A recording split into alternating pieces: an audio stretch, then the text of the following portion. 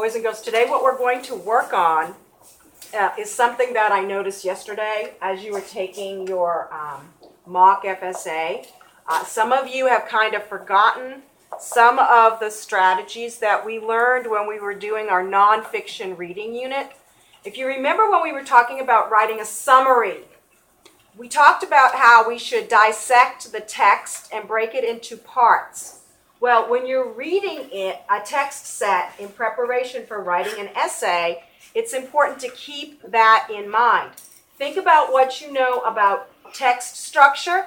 Think about what you know about good writing, and break the text into parts. The second thing that you need to keep in mind is that you're supposed to kind of jot in the white space. We call this annotating the text.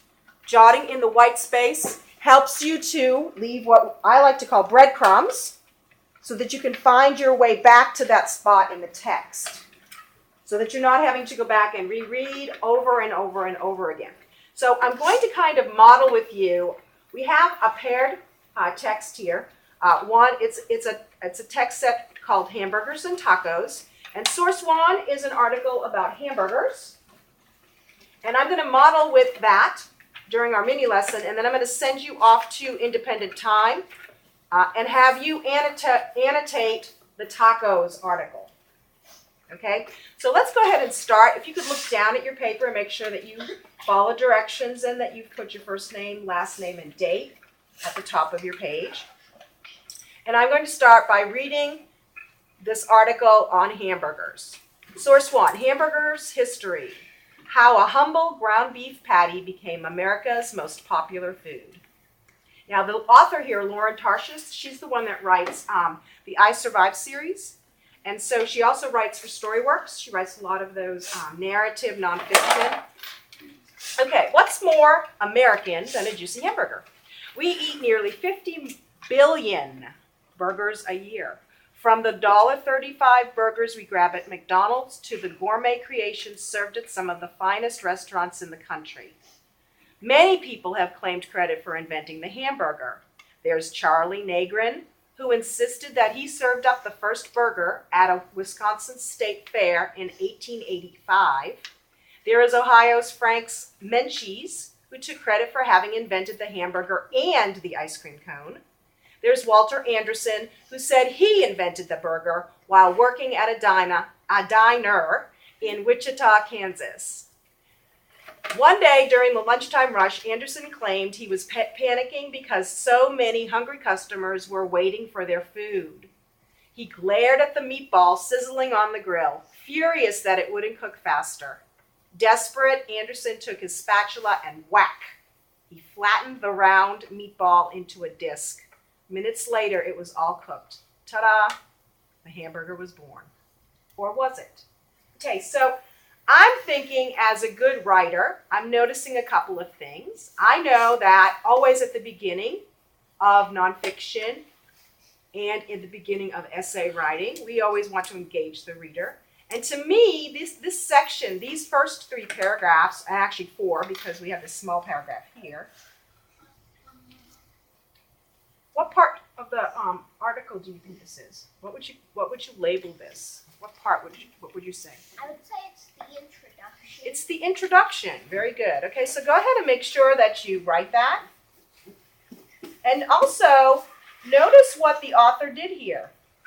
The author is presenting the topic, where burgers came from, and the author is also including some anecdotal stories to present the idea that many people claim to have invented the hamburger. Okay, so let's go on. I'm going to write just right here, I'm going to write anecdotes.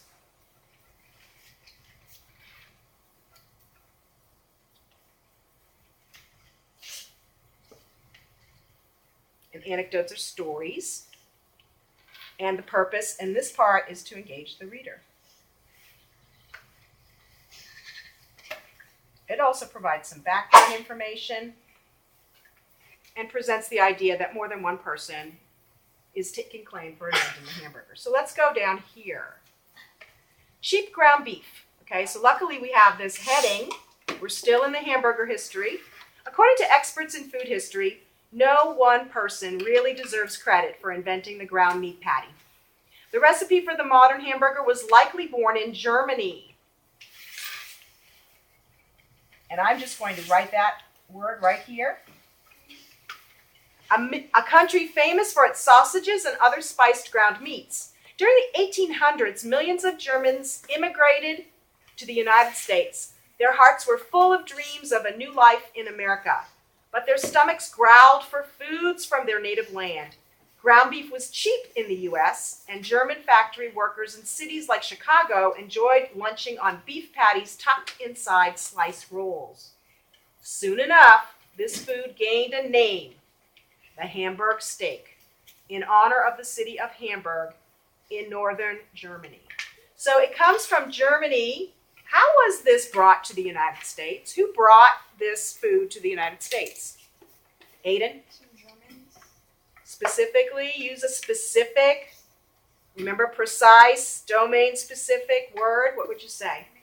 Immigrants. So Germany, the immigrants, the German immigrants brought this to our country.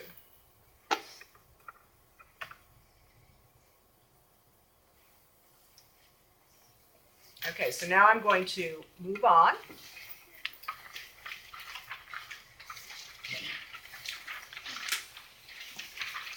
But the Hamburg steak didn't catch on outside of German neighborhoods. That's because ground beef had a bad reputation in the 1800s, and for good reason. Very often, dishonest butchers sold ground beef that was actually a mashup of spoiled meat, fat scraps, and other parts of animals that no person would ever knowingly eat.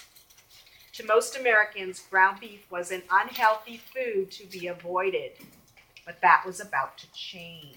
Okay, so what was this section about? What was this section about? Yes. It was about ground beef being unhealthy. Okay.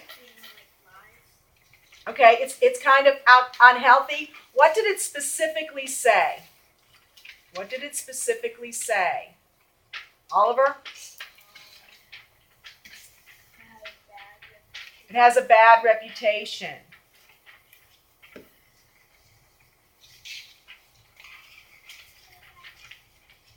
Okay, fit for a king.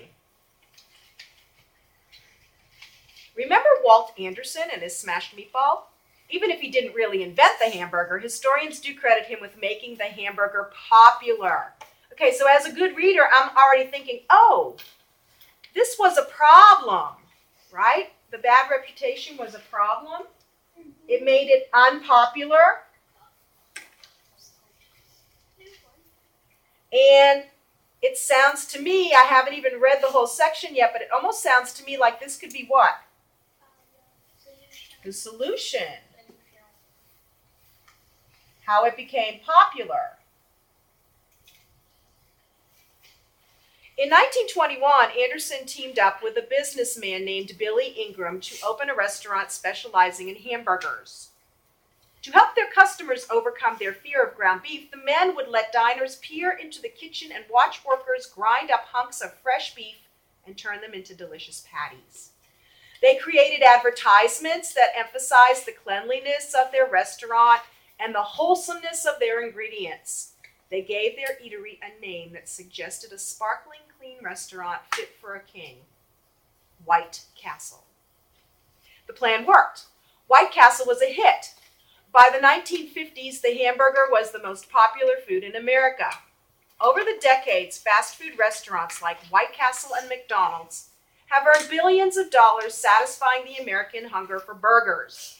Today, some believe that the burger's popularity will decline as Americans focus more on healthy eating. Sales at some fast food restaurants are already decreasing. For now, though, the burger is still America's favorite food. Okay, so that's the end of source one.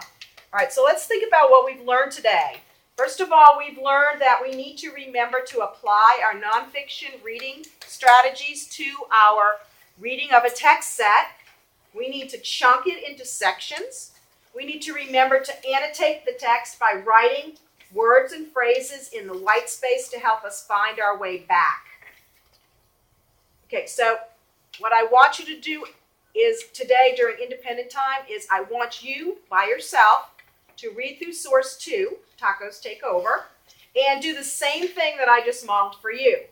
Break it into sections, jot down words and phrases in the white space, and at the same time, here's another thing that you need to be thinking about. You know that you're going to be writing a comparing and contrasting essay, comparing hamburgers and tacos, so you want to pay close attention to anything that reminds you of the previous article.